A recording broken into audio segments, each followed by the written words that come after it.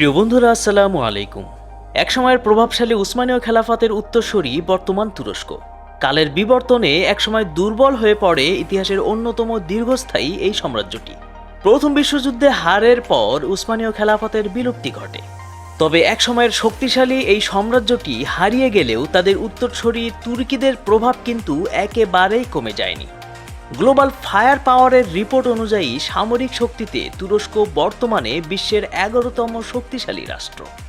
বন্ধুরা, হুকচেসের আজকের এপিসোডে আমরা তুরস্কের ড্রোন বিপ্লব নিয়ে এমন কিছু তথ্য আপনাদের সাথে শেয়ার করব যা আপনাদেরকে অনুপ্রাণিত করবে। তুরস্কের বর্তমান প্রেসিডেন্ট রিসেপ তাইয়েপ এরদোগান চাইছেন তাদের হারানো সাম্রাজ্য আবারও ফিরিয়ে আনতে। তিনি হয়তো হারানো ভূখণ্ড ফেরত পাবেন না, কিন্তু তবুও নিজেকে উসমানীয় সুলতানদের পর্যায়ে নিয়ে যাওয়ার স্বপ্ন দেখছেন। এরই ধারাবাহিকতায় তিনি নিজেকে একজন গুরুত্বপূর্ণ বিশ্ব নেতার পর্যায়ে নিয়ে গেছেন। আর এই আকাঙ্ক্ষাকে সামনে রেখেই এরদোগান তুরস্ককে শক্তিশালী অস্ত্র উৎপাদনকারী দেশ হিসেবে প্রতিষ্ঠা করার জোর চেষ্টা চালিয়ে যাচ্ছেন। আর এই পরিকল্পনার অংশ হিসেবে তুরস্ক শক্তিশালী ড্রোন উৎপাদন শুরু করে দিয়েছে।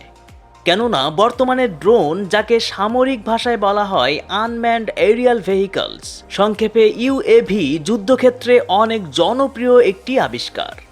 কয়েক দশক ধরে সামরিক ড্রোনগুলো গোয়েন্দাগিরি, নজরদারি ও পরিদর্শন বা নিরীক্ষার কাজে ব্যবহার হয়ে আসছে। এছাড়া গুপ্ত হত্যার কাজেও দেখা যাচ্ছে সামরিক ড্রোনের ব্যবহার। তবে ব্যবহারের ব্যাপ্তিতে বাকি সবাইকে ছাড়িয়ে গেছে তুরস্কের সেনাবাহিনী। প্রথম সেনাবাহিনী হিসেবে তারা বৃহৎ আকারে শত্রুপক্ষের সেনাদের বিরুদ্ধে ড্রোন ব্যবহার শুরু করেছে। সিরিয়ার বিপক্ষে হামলার জন্য তুরস্ক তাদের যুদ্ধ বিমানের চেয়ে ড্রোনগুলোই বেশি ব্যবহার করেছে। আর অতি সম্প্রতি আজারবাইজানকে ড্রোন সরবরাহ করে আর্মেনিয়ার বিরুদ্ধে যুদ্ধ জয়ে বড় ভূমিকা রাখে তুরস্ক। এছাড়াও গুপ্ত ড্রোন হামলা সহ তুরস্কের সেনাবাহিনী ড্রোনের মাধ্যমে আসাদ সরকারের বেশ কয়েকটি বিমান প্রতিরক্ষা ব্যবস্থাও ধ্বংস করেছে। তুরস্ক দীর্ঘদিন ধরে কুর্দিস্তান ওয়ার্কার্স পার্টি বা পিকেকের বিরুদ্ধে অভিযান পরিচালনা করে আসছে। সেসব অভিযানের অধিকাংশই ছিল প্রায় বিচ্ছিন্ন পার্বত্য অঞ্চলে। আর স্থলপথে পার্বত্য অঞ্চলে হামলা করাও একেবারেই অসম্ভব ছিল, ফলে তুরস্ক সেখানে খুব বেশি সুবিধা করতেও পারছিল না।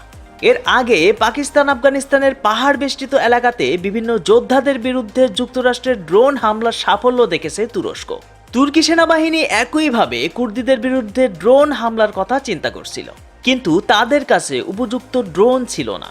তখন দেশটি তাদের মিত্র দেশ যুক্তরাষ্ট্রের থেকে ড্রোন কেনার প্রস্তাব করল, কিন্তু যুক্তরাষ্ট্র তুরস্কের কাছে তাদের ড্রোন প্রযুক্তি শেয়ার কিংবা বিক্রি করতে সংকোচ বোধ করছিল।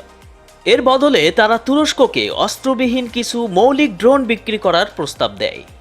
তখন তাদের প্রস্তাব নাকচ করে দিয়ে তুরস্ক অন্য উপায় বের করার সিদ্ধান্ত নেয়। একই সময় ইসরায়েলও তাদের ড্রোন শিল্পের প্রসার ঘটাচ্ছিল। আর ড্রোন ক্রয়ের জন্য তুরস্কের কাছে যুক্তরাষ্ট্রের পর ইসরায়েলই ছিল প্রথম পছন্দ। তাদের কাছ থেকে অল্প কিছু হেরন ইউএভি বা ড্রোন ক্রয় করে দেশটি। কিন্তু এই ড্রোনগুলো সরবরাহ করতে ইসরায়েল অনেক বেশি দেরি করে ফেলে। তখন তুরস্ক অনুধাবন করতে পারে যে প্রযুক্তি ও গোয়েন্দাগিরির নিয়ন্ত্রণ ধরে রাখতে হলে নিজেদেরই ড্রোন তৈরি করতে হবে।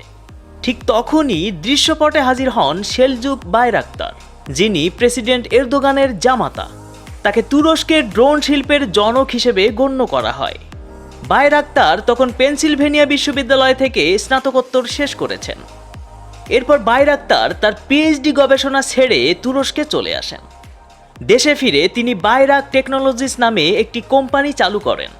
তিনি তার কোম্পানি থেকে তুরস্কের সেনাবাহিনীর জন্য ড্রোন নির্মাণ শুরু করে দেন।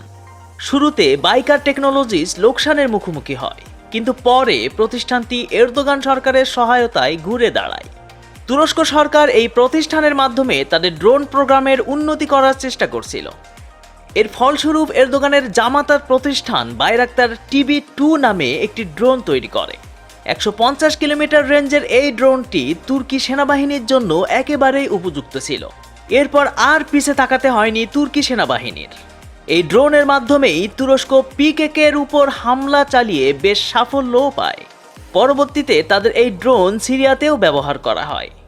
গত বছরের শেষের দিকে তুরস্ক তাদের ড্রোনের মিছিলে যোগ করে আরও একটি শক্তিশালী অস্ত্রযুক্ত ও স্যাটেলাইটের সাথে লিঙ্ক করা আঙ্কা এস ড্রোন, যেগুলো সম্প্রতি আজারবাইজান আর্মেনিয়া যুদ্ধে ব্যবহার করা হয়েছে।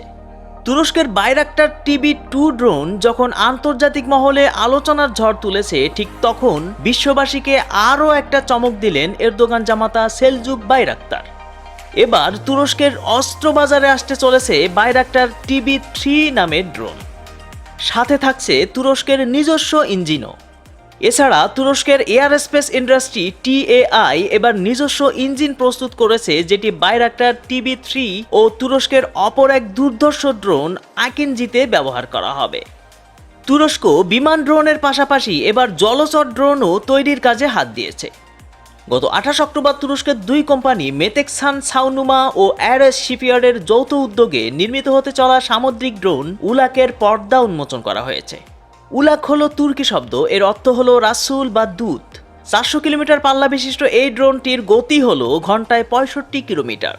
উল্লেখ্য, এই ড্রোন নজরদারি, মহড়া ও গোয়েন্দা কাজে সক্ষম। জ্যামিং সিস্টেম EW ও EO সেন্সর বিশিষ্ট এই ড্রোনটি স্থল স্টেশন থেকে পরিচালনা করা হবে। প্রেসিডেন্ট এরদোগান 2023 সালের মধ্যে শীর্ষ 10 অস্ত্র বিক্রেতা দেশের মধ্যে তুরস্ককে নিয়ে যেতে চান।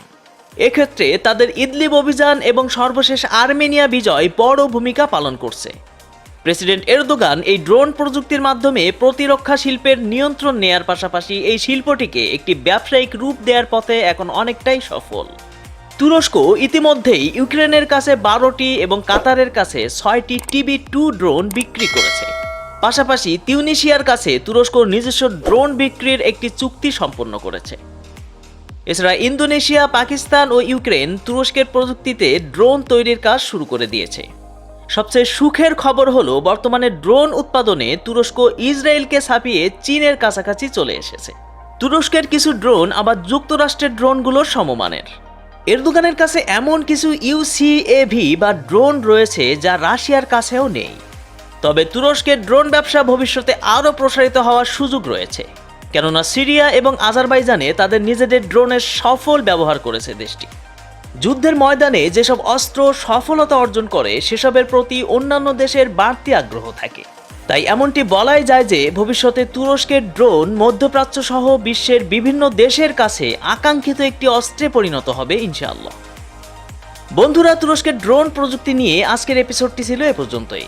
কথা হবে আগামী এপিসোডে। সে পর্যন্ত সবার সুস্থতা এবং মুসলিম বিশ্বের অবিসংবাদিত নেতা এরদোগানের দীর্ঘায়ু কামনা করে বিদায় নিচ্ছি। আল্লাহ হাফেজ।